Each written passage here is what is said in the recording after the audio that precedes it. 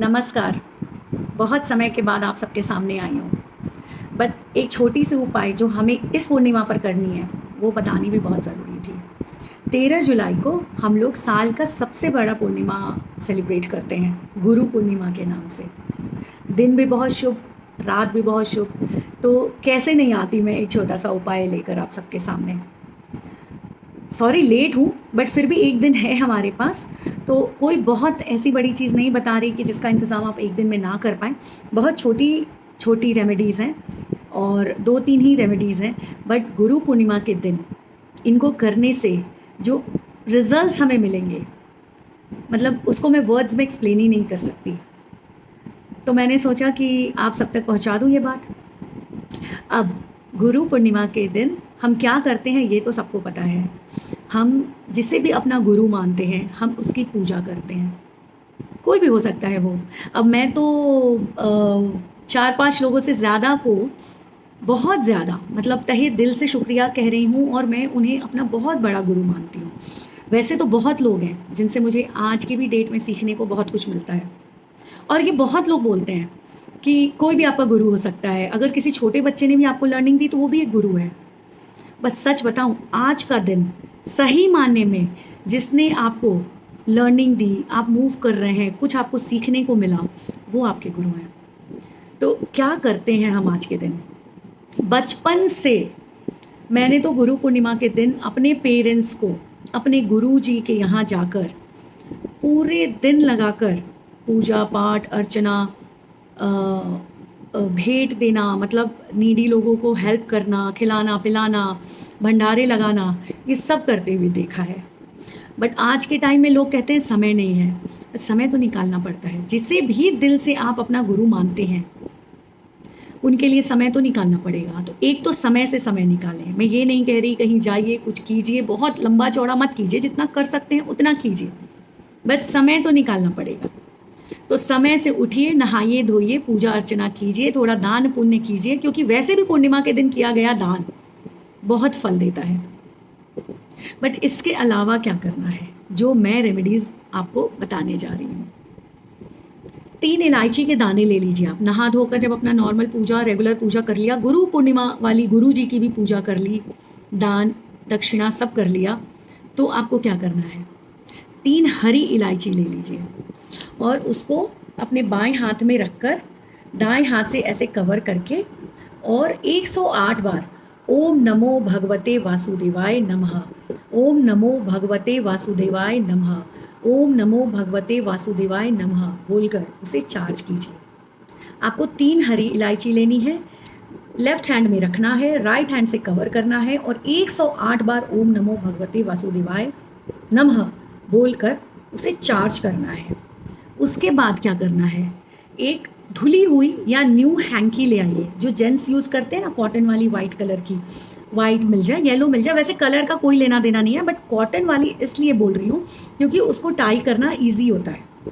उसके बाद आपको क्या करना है, एक नई हैंकी ले ली, तीनों इलायची में से एक इलायची उठा ली, अपनी सबसे पहली और मेन विश उसको बता दी, बोल दी मन में आंख बंद करके, और रुमाल के एक कॉर्नर पे उसको लगा के एक गांठ बांध दी।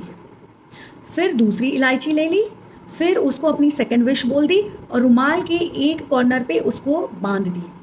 फिर तीसरी इलायची ले ली, उसको अपनी विश बोल दी और रुमाल की तीसरे कॉर्नर पे उसको बांध दिया और चौथा कॉर्नर खुला छोड़ देंगे। फिर उस रुमाल को तह लगा लेंगे, अपने हाथ में ले लेंगे और आंख बंद करके अपने गुरुदेव को, अपने इष्ट को प्रेयर करेंगे कि आपकी जो भी आपने अपनी अभी 3 मनोकामना बोली, वो आपने अब अपने गुरुदेव पर छोड़ दिया, आपने उसको सरेंडर किया। और दिन भर के लिए उस हैंकी को अपने पूजा प्लेस पे रख दीजिए। जहाँ भी आपका पूजा प्लेस है वहाँ पर रख दीजिए, अपनी मंदिर में, घर की मंदिर में रख दीजिए।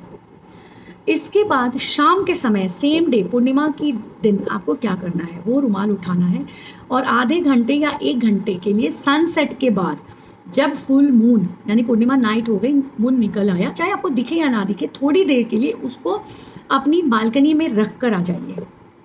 उस हैंकी को जिसमें आपने विश डाली हुई है, आपने हरी इलायची बांध कर डाल दी है, थोड़ी देर के लिए उसको वहाँ रहने दें। अगर मौसम अच्छा है, वो ना उड़े, मतलब ऐसा ना हो कि आपने रुमाल ऐसा रखा और हवा आया और वो उड़ जाए, ऐसे नहीं रखना है, किसी चीज़ से दबा भी देना है, ठीक। और अगर लग रहा है कि अब मौसम ख़राब हो रहा है या कुछ, तो उसको अंदर लाएं और वापस अपनी पूजा के प्लेस पे रख दीजिए। नहीं तो उसको बाहर पड़े रहने दे सकते हैं और सोने से थोड़ी देर पहले लाकर उसको अपनी पूजा प्लेस पे रख दीजिए। अगली सुबह क्या करना है, फिर उठकर नहा धोकर आपने उस रुमाल को अपने हाथ में लेना है और अपने गुरुदेव को, अपने इष्ट देव को ध्यान में रखते हुए ये प्रेयर करना है कि आपने जो भी अपनी विशेष बोली हैं, जो आपकी मनोकामना है, जो आपका कोई काम पूरा नहीं हो रहा है, वो जल्द से जल्द पूरा हो जाए। फिर इसके बाद क्या करना है, आपको उस रुमाल को ले जाकर अपने घर के लॉकर में रख देना है, मतलब अंदर कहीं बांध कर रख दीजिए और भूल जाइए। बट जब भी आपकी कोई भी मनोकामना उसमें से पूरी हो, तो एक इलायची निकालकर आप अपने घर के तुलसी जी के मिट्टी में डाल दें। फिर जब कभी भी दूसरी मनोकामना पूरी हो, तो कोई भी एक इलायची निकालकर आप अपने तुलसी जी की मिट्टी में डाल दें। और जब तीसरी मनोकामना भी पूरी हो जाए, तो तीसरी इलायची भी निकालकर आपको अपने घर के तुलसी जी की मिट्टी में डाल देना है। और उस रुमाल के साथ कुछ भी एक गिफ्ट का कपड़ा खरीद कर किसी नीडी को जाकर वो नया कपड़ा और ये रुमाल दान में देकर आना है और अपने इष्ट को, अपने गुरुदेव को थैंक यू बोलना है कि आपकी मनोकामना उन्होंने पूरी करे। ये तो हो गई विश फुलफिलमेंट। अब एक रेमेडी और, जिससे पूर्णिमा के दिन आप अपने घर पे, जैसे हम बोलते हैं ना, अभी भी मुझे कई बार कई लोग बोलते हैं नज़र लगी हुई है, कुछ बंद गया है, कोई काम पूरा नहीं हो रहा है, लग रहा है कि कुछ होता होता सा रुक गया है। उसके लिए आपको क्या करना है, गुरु पूर्णिमा के दिन सुबह उठकर जब नहा धो लिया, अपना नॉर्मल पूजा कर लिया, तो थोड़ी सी हल्दी लेनी है। फ्रेश हल्दी लीजिएगा, यूज़ जो आप घर में डेली जिस डब्बे में से करते हैं उसमें से नहीं लेना है। तो हल्दी का एक छोटा सा पैकेट एक दिन पहले ले आइए। उसमें से थोड़ी सी हल्दी आप अपने किसी भी धुले हुए प्लेट में या कटोरी में डाल लें और 1 चम्मच से भी थोड़ा सा कम कच्चा दूध लेकर उसका थोड़ा सा गाढ़ा पेस्ट बना लें। हल्दी और दूध से हमें एक पेस्ट बनाना है। हल्दी पीला कलर, गुरु का कलर, दूध और कच्चा दूध हमें मून को सिंबलाइज करता है। तो गुरु पूर्णिमा के दिन हमने इन दोनों को मिलाया, ठीक है। मिलाकर जो आपका पूजा प्लेस है वहाँ पर एक उसी गाढ़े हल्दी और दूध से मिले हुए लिक्विड से एक स्वास्तिक बनाएंगे। इसके बाद उसी पेस्ट से आप अपने मेन गेट पर एक स्वास्तिक बनाएंगे। उसके बाद आप अपने तुलसी जी के ऊपर एक स्वास्तिक बनाएंगे और बचे हुए पेस्ट को अपने घर के सारे मेंबर्स को उसको टीका करना है। सेम पेस्ट से हल्दी और दूध वाली जो बच गई है टीका करके फिर आप उस कटोरी को धो लीजिए, या ख़त्म हो गया है तो भी धुल दीजिए, बच गया है तो भी धुल कर बहा दीजिए, कोई बात। ये गुरु पूर्णिमा के दिन ज़रूर करना चाहिए। अब तीसरा उपाय, जो स्टूडेंट्स हैं, कोई एग्ज़ाम देने वाले हैं या हायर क्लासेस में हैं, 10th या 12th के एग्ज़ाम्स आने वाले हैं, या आप किसी कंपटीशन की तैयारी कर रहे हैं, किसी जॉब की तैयारी कर रहे हैं और आपका जॉब नहीं लग रहा, या वो कंपटीशन में अच्छे नंबर आ जाए और आप पास हो जाए, उसके लिए गुरु पूर्णिमा का दिन बेस्ट होता है। क्या करना है आपको, ये स्टूडेंट ही करेंगे। एक लोटे में जल लिया, पानी ली, उसमें अगेन 1 चम्मच कच्चा दूध मिलाया, 1 चुटकी हल्दी मिलाई और चुटकी भर चावल के दाने मिलाए और आपको इस जल को ले जाकर आज के दिन, गुरु पूर्णिमा के दिन, शिवलिंग पर चढ़ाना है।